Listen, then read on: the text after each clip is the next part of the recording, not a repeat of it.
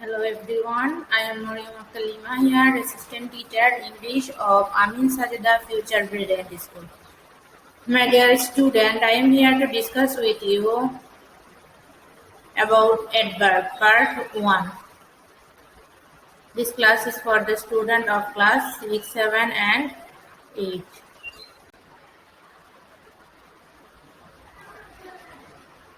তাহলে অ্যাডভার্ব হলো আমাদের পার্টস অফ স্পিচকে প্রধানত 8 ভাগে ভাগ করা যায়। 8 ভাগের এক ভাগের নাম হচ্ছে অ্যাডভার্ব। তাহলে অ্যাডভার্ব কি, অ্যাডভার্ব কাকে বলে, এটা নিয়ে আমরা আলোচনা করব এখন। যে ওয়ার্ড কোনো অ্যাডজেক্টিভ, ভার্ব বা অপর কোনো অ্যাডভার্বকে বিস্মিত করে তাকে অ্যাডভার্ব বলে। অর্থাৎ an adverb is a word which modifies an adjective, a verb or another adverb. তাহলে আমরা এক্সাম্পল নিয়ে আলোচনা করব এখন। এক্সাম্পল হলো অ্যাডভার্ব যখন অ্যাডজেক্টিভকে মডিফাই করে তখন হচ্ছে দিস ইজ কোয়াইট রাইট, এটা হচ্ছে অ্যাডজেক্টিভকে অ্যাডভার্ব মডিফাইড করেছে। রাইট হচ্ছে অ্যাডজেক্টিভ, কোয়াইট হচ্ছে অ্যাডভার্ব। অ্যাডভার্ব যখন ভার্বকে মডিফাই করে তখন হচ্ছে হি ওয়ার্কস স্লোলি। ওয়ার্কস হচ্ছে ভার্ব আর স্লোলি হচ্ছে অ্যাডভার্ব। তাহলে এটা ভার্বের পাশে বসে, অ্যাডভার্ব হচ্ছে ভার্বের পাশে বসে ভার্বকে মডিফাই করেছে। অ্যাডভার্ব অন্যান্য অ্যাডভার্বকে যখন মডিফাই করে তখন এভাবে হয় যে হি ওয়ার্কস ভেরি স্লোলি, অর্থাৎ ভেরি স্লোলি দুইটাই হচ্ছে কি অ্যাডভার্ব। একটি অ্যাডভার্ব অন্য একটি অ্যাডভার্বকে মডিফাই করেছে। কখনো কখনো অ্যাডভার্ব অন্যান্য প্রিপোজিশন, কনজাংশন অথবা অন্য একটি পূর্ণাঙ্গ সেন্টেন্সকেও কি করে মডিফাই করে। তাহলে আমরা যখন একটি অ্যাডভার্ব যখন প্রিপোজিশনকে মডিফাই করবে তখন एग्जांपल হবে যে the plane flew over our head, এটা হচ্ছে প্রিপোজিশনকে মডিফাই করেছে। তারপর হচ্ছে গিয়ে অ্যাডজেক্টিভ যখন অ্যাডভার্ব যখন কনজাংশনকে মডিফাই করে I like him simply because he is honest, এখানে সিম্পলি হচ্ছে অ্যাডভার্ব। তাহলে কনজাংশনকে মডিফাই করেছে কনজাংশন, এবং কনজাংশন হলো বিকজ। পূর্ণাঙ্গ সেন্টেন্সকে যখন অ্যাডভার্ব মডিফাই করে তখন হচ্ছে সার্টেনলি। এই সার্টেনলি হচ্ছে আমাদের অ্যাডভার্ব। হি উইল কাম, এখানে হি উইল কাম হচ্ছে সেন্টেন্সটি। সার্টেনলি পূর্ণাঙ্গ, সার্টেনলি যেহেতু বাক্যের প্রথমে বসেছে তাই এই সার্টেনলি দ্বারা বাক্যের সব মানে পুরো বাক্যটিকে কি করেছে, অ্যাডভার্ব মডিফাই করেছে।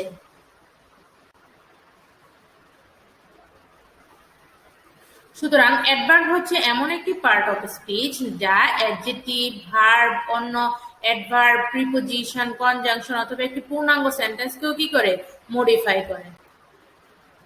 তাহলে আমরা যখন ইংলিশে অ্যাডভার্বের ডেফিনিশন, পূর্ণাঙ্গ একটি ডেফিনিশন দিতে যাব তাহলে আমাদের ডেফিনিশনটা হবে এরকম যে an adverb is a part of speech which modifies an adjective, a verb, another adverb, a preposition, a conjunction or a complete sentence. তাহলে আমরা অ্যাডভার্বের ডেফিনিশন পেয়েছি এভাবে।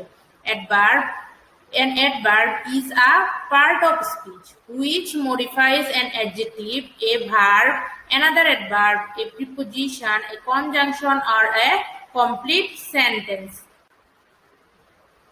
প্রিয় শিক্ষার্থীরা, এখন আমি তোমাদের সাথে আলোচনা করব অ্যাডভার্বের শ্রেণীবিভাগ নিয়ে। অর্থাৎ অ্যাডভার্বকে আমরা কত ভাগে ভাগ করতে পারি। অ্যাডভার্ব প্রধানত 3 প্রকার।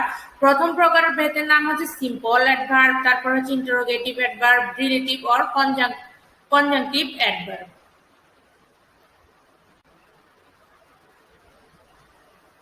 তাহলে এখন আমরা আলোচনা করব সিম্পল অ্যাডভার্ব নিয়ে।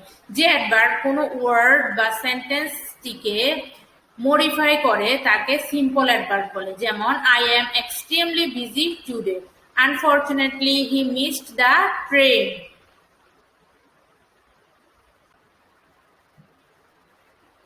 তাহলে এখানে আমরা যখন এক্সাম্পলটিকে নিয়ে ডিসকাস করব তখন হচ্ছে উপরে প্রথম সেন্টেন্সে এক্সট্রিমলি অ্যাডভার্বটি বিজি ওয়ার্ডটিকে মডিফাই করেছে, দ্বিতীয় সেন্টেন্স থেকে আনফরচুনেটলি অ্যাডভার্বটি হি মিসড দ্য ট্রেনটিকে মডিফাই করেছে। তাই এক্সট্রিমলি এবং আনফরচুনেট সিম্পল অ্যাডভার্ব। কি অ্যাডভার্ব?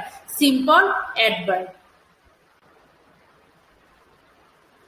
আমরা সিম্পল অ্যাডভার্বকে আবার ইন্ডিপেন্ডেন্ট অ্যাডভার্বও বলতে পারি। সিম্পল অ্যাডভার্বকে আমরা কি বলতে পারি? ইন্ডিপেন্ডেন্ট অ্যাডভার্বও বলতে পারি। আবার সিম্পল অ্যাডভার্বকে আবার আমরা 8 ভাগে ভাগ করতে পারি। Adverb of time, adverb of time হচ্ছে নির্দিষ্ট সময় যখন বোঝাবে তখন আমরা এই সকল অ্যাডভার্ব অফ টাইমের এই সকল ওয়ার্ডগুলো ব্যবহার করতে পারবো, যেমন today, tomorrow, daily, early, now, then, when, while, soon, since, ago, after, before, already, often, again, presently, formerly, afterwards, immediately, instantly, sometimes, etc. এগুলো আমরা অ্যাডভার্ব অফ টাইমে ব্যবহার করতে পারবো।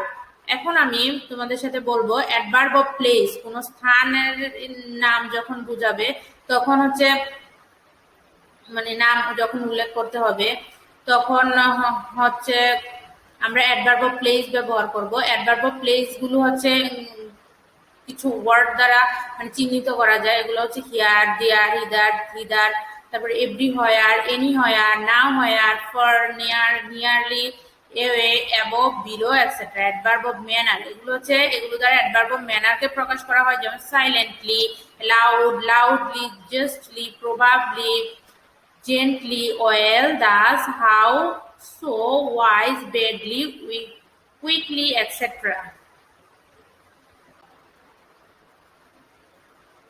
তাহলে এখন আমি তোমাদের সাথে বলবো অ্যাডভার্ব অফ ডিগ্রি কোনগুলো থাকলে আমরা বুঝবো যে এখানে অ্যাডভার্ব অফ ডিগ্রি ব্যবহার করা হয়েছে। তাহলে ভেরি ওয়ার্ড যখন থাকবে very, much, partly, half, too, fully, entirely, completely, totally, gently, poorly, little, et cetera এগুলো যখন থাকবে তখন অ্যাডভার্ব অফ ডিগ্রি প্রকাশ করা হবে। অ্যাডভার্ব অফ নাম্বার কখন প্রকাশ করা হবে? যখন once, secondly, thirdly, again, seldom ব্যবহার করা হবে তখন আমরা অ্যাডভার্ব অফ নাম্বার আছে এখানে বুঝবো। অ্যাডভার্ব অফ অর্ডার কখন হবে? তো first, second, third, firstly, secondly, thirdly, finally এগুলো যখন থাকবে তখন অ্যাডভার্ব অফ অর্ডার হবে। Adverb of cause and effect কখন হবে? Why, therefore, hence, wherefore, accordingly, consequently, as, yet, so, etc. যখন থাকে তখন অ্যাডভার্ব অফ কজ এবং ইফেক্ট হবে। অ্যাডভার্ব অফ অ্যাসারশন কখন হবে? yes, no, not, never, surely, certainly, truly, probably, perhaps, etc. যখন থাকবে তখন অ্যাডভার্ব অফ অ্যাসারশন হবে। অর্থাৎ আমি তোমাদের সাথে এখন আলোচনা করেছি অ্যাডভার্ব কাকে বলে, আমরা তারপরে অ্যাডভার্বের একটি সুন্দর ডেফিনেশন নিয়ে আলোচনা করেছিলাম। তারপর হচ্ছে গিয়ে অ্যাডভার্বের শ্রেণীবিভাগ নিয়ে আলোচনা করেছিলাম। অ্যাডভার্বকে আমরা 3 ভাগে ভাগ করেছি এবং 3 ভাগের সিম্পল অ্যাডভার্ব নিয়ে আলোচনা করেছি। সিম্পল অ্যাডভার্বকে আবার তোমার 8 ভাগে ভাগ করা হয়েছে এবং 8 ভাগের ওয়ার্ড গুলো নিয়ে আমরা আলোচনা করেছি। প্রিয় শিক্ষার্থীরা, আশা করি তোমরা আমার ক্লাসটি ভালোভাবে বুঝতে পেরেছো। পরবর্তী ক্লাসে আমি পার্ট 2 অ্যাডভার্বের পার্ট 2 নিয়ে আলোচনা করব। ভালো থাকো, সুস্থ থাকো, আল্লাহ হাফেজ।